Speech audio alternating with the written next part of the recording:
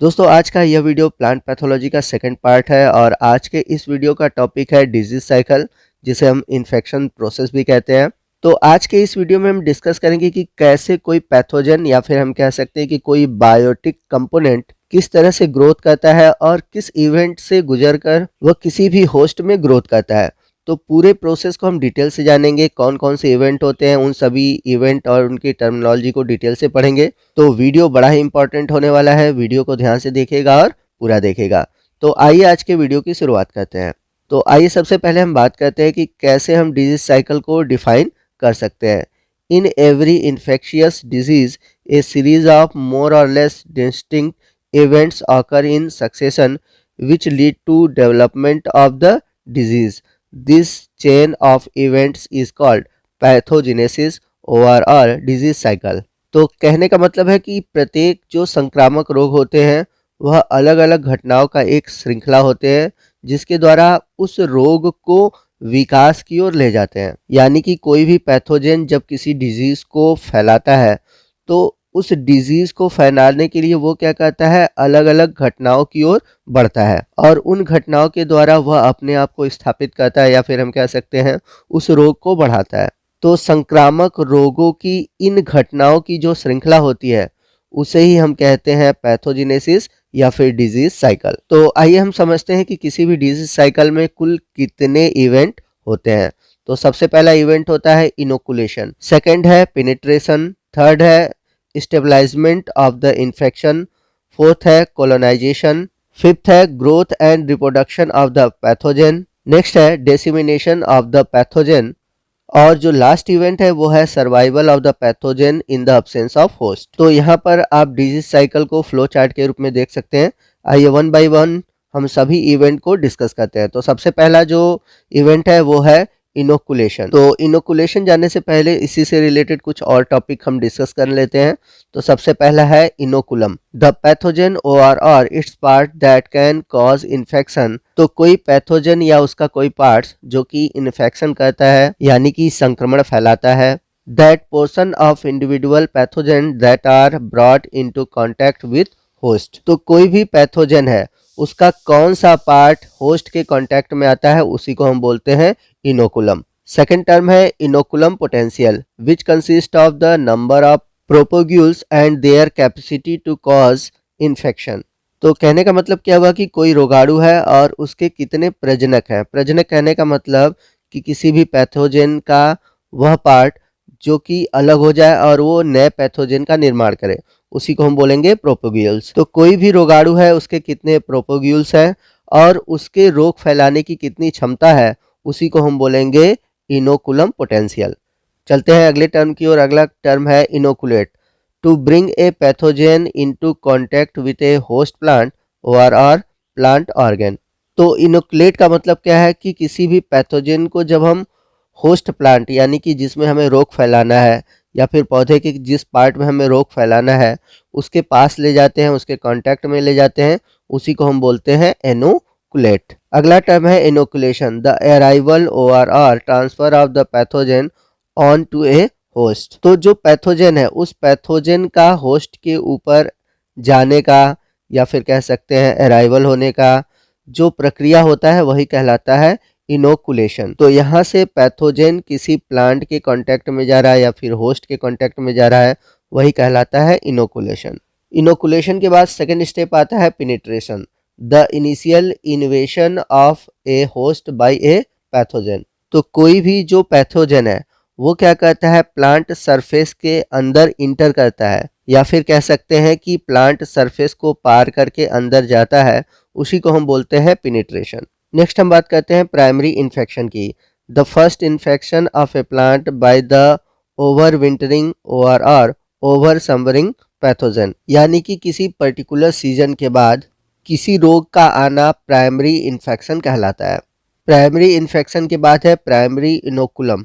पीछे हमने जाना था कि इनोकुलम क्या होता है, प्राइमरी इनोकुलम क्या होता है, इसे हम डायग्राम के थ्रू समझे तो हमें अच्छे से समझ में आएगा। तो किसी भी पैथोजन का यानी कि किसी भी रोग कारक का प्लांट तक पहुंचना इनोकुलेशन कहलाता है।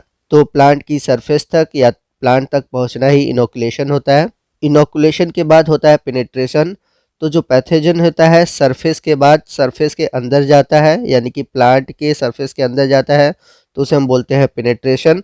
और पेनिट्रेशन के बाद होता है इन्फेक्शन। तो इन्फेक्शन किसकी वजह से हुआ? इन्फेक्शन हुआ पेनिट्रेशन की वजह से। प्राइमरी इन्फेक्शन क्या होता है? किसी रोग कारक का अपने सीजन में पहली बार आना प्राइमरी इन्फेक्शन होता है। तो प्राइमरी इन्फेक्शन किसका परिणाम होता है? प्राइमरी इनोकुलेशन का परिणाम होता है। तो यहाँ पर अब बात आती है कि प्राइमरी इनोकुलेशन होता क्या है। तो मान लेते हैं कोई सीजन है, ठीक है, और उस सीजन में पहली बार कोई रोग कारक आ रहा है, तो यह प्राइमरी इनोकुलेशन है। तो प्राइमरी इनोकुलेशन से हुआ प्राइमरी इन्फेक्शन, यानी कि पहली बार रोग फैला और रोग खत्म हो गया। वैसे यह रोग जो है एक ही बार होता है या एक ही बार फैलता है। तो इस तरह का जो डिजीज होता है उसे हम बोलते हैं मोनोसाइक्लिक, यानी कि ऐसा डिजीज जो कि सीजन में बस एक ही बार फैलता है वो कहलाता है मोनोसाइक्लिक डिजीज। अब यदि ऐसा हो कि प्राइमरी इनोकुलेशन हो, यानी कि सीजन आया, फिर से प्राइमरी इन्फेक्शन हुआ, अब इसके बाद दोबारा से इनोकुलेशन हुआ और दोबारा से इन्फेक्शन हुआ, यानी कि क्या हुआ, यह रोग दोबारा से आया, दोबारा से इन्फेक्शन हुआ। तो इस प्रकार से यह रोग जो है दोबारा से आया, दोबारा से फैला। तो इस तरह की जो साइक्लिक है वो कहलाएगी पॉलीसाइक्लिक डिजीज। तो यह सीजन में 2, 3, 4, 5 कई बार हो सकता है। तो हुआ क्या कि एक बार आने के बाद ये दोबारा से इनोकुलेट हो गया, तो इसे हमने क्या बोल दिया? सेकेंडरी। तो इस प्रकार जब एक रोग कई बार सीजन में होता है तो वो कहलाता है पॉलीसाइक्लिक, और यदि एक ही बार में खत्म हो जाता है तो उसे हम बोलते हैं मोनोसाइक्लिक। तो आइए हम देखते हैं कि इन्फेक्शन को हम कैसे डिफाइन कर सकते हैं, यानी कि इन्फेक्शन होता क्या है।